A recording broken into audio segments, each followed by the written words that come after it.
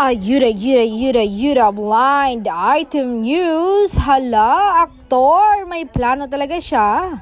May plano talaga siyang pakasalan ang kanyang nobya nang tinanong kasi ng isang TV host na malapit na kaibigan niya na kung nakikita niya ba ang aktres na siyang dadalhin niya sa altar.